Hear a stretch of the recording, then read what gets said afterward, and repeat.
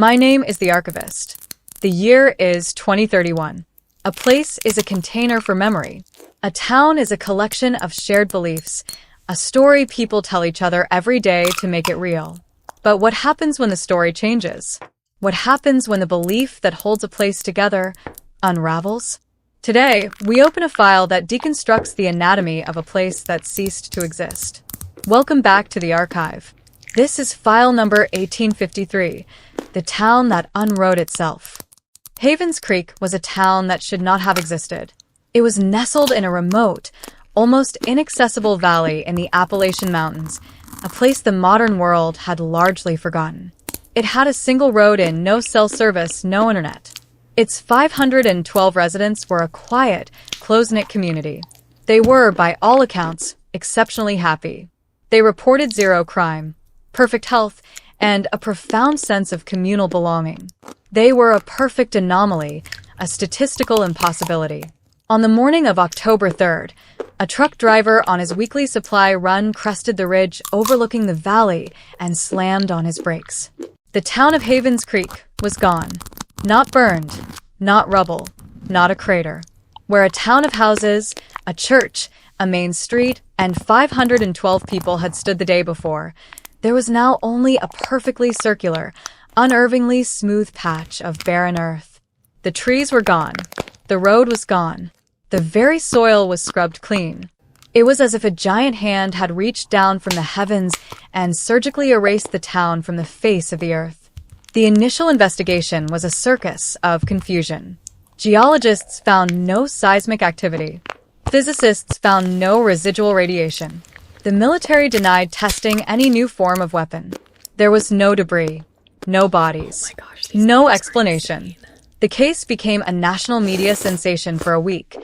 The vanished town, before being quietly buried under the weight of its own impossibility. But it did not remain buried in my archive. The file was flagged by a familiar name, Mr. Blackwood, from a department of the government that does not officially exist. He brought in the one person who specialized in impossible events, Dr. Silas Thorne.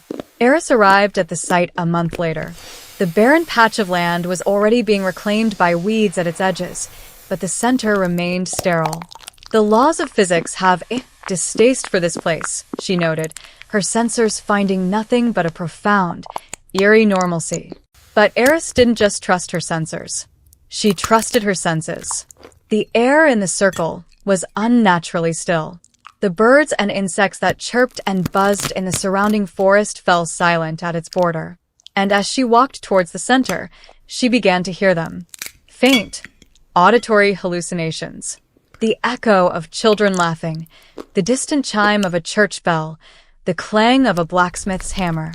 The sounds of a ghost town. The investigation found 7 survivors. 7 residents who, by sheer chance, had been out of town on the night of the vanishing. They were in protective custody, shattered by the loss of everyone and everything they had ever known. But when Eris interviewed them, the mystery deepened. Their memories were fractured.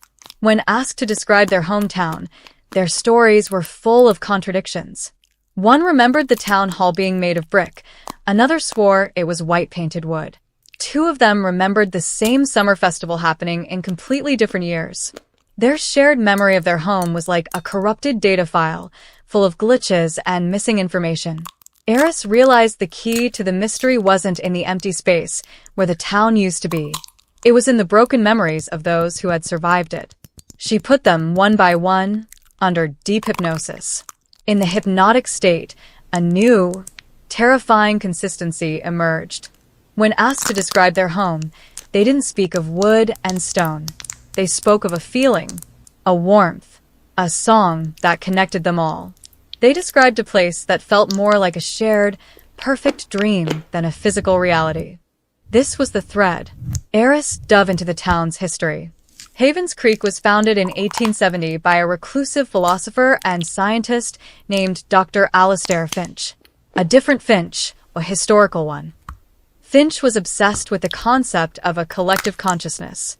His private journals, which Eris unearthed in a university archive, were the key. He hadn't just founded a town. He had built an experiment. His geological surveys had led him to that specific valley for one reason. Beneath it lay the largest, purest deposit of crystalline quartz on the continent. Finch believed that a crystal of this size and purity could act as a natural psychic amplifier. For 150 years, the residents of Havens Creek had been living in a low-level, shared psychic field, a communal weave. Their shared thoughts, beliefs, and memories, amplified by the crystal, reinforced their physical reality, keeping them perfectly happy, perfectly healthy, and perfectly isolated.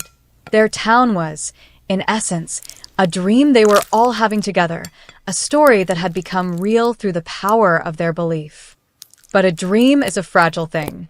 Eris's investigation uncovered the catalyst for the collapse. A new family had moved to town a year prior, the first new residents in decades. The father, a man named Gideon, was a descendant of Finch's academic rival, a man who had called his theories dangerous nonsense. Gideon knew the secret of Havens Creek. He was a psychic nihilist, a man who believed that consciousness was a curse and reality was a prison.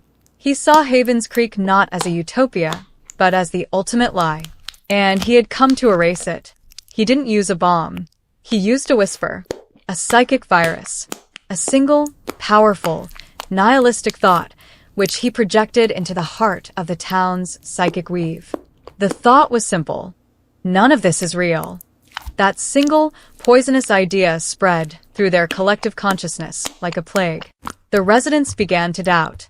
The shared belief that held their world together began to fray. The houses, the trees, the very people themselves, they were constructs of a story. And when the storytellers stopped believing in the story, it began to unwrite itself. The vanishing was not an abduction or an explosion. It was a mass erasure. The town and its people didn't go anywhere.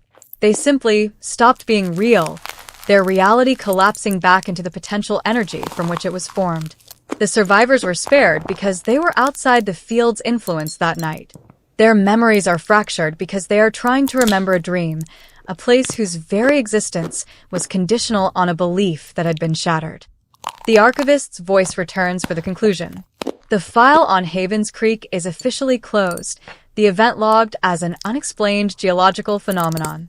The land is quarantined, a silent monument to a story that ate itself. Gideon, the man who had murdered a town with a thought, was among the erased, a victim of his own nihilistic success.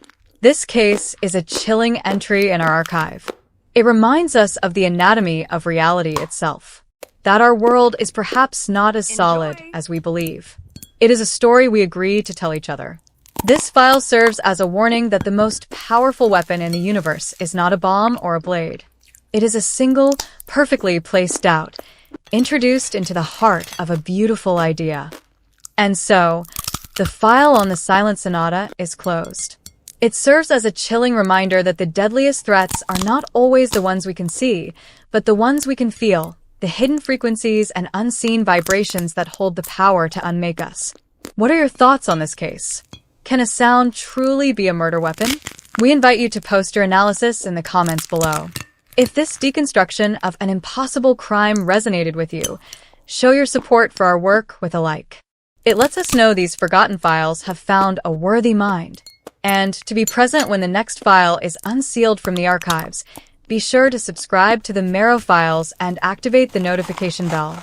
Please note, the story you have just heard, its characters, and the events depicted are entirely a work of fiction. The accompanying visuals are thematically paired to create a unique, immersive experience for your imagination. The archive is now closed.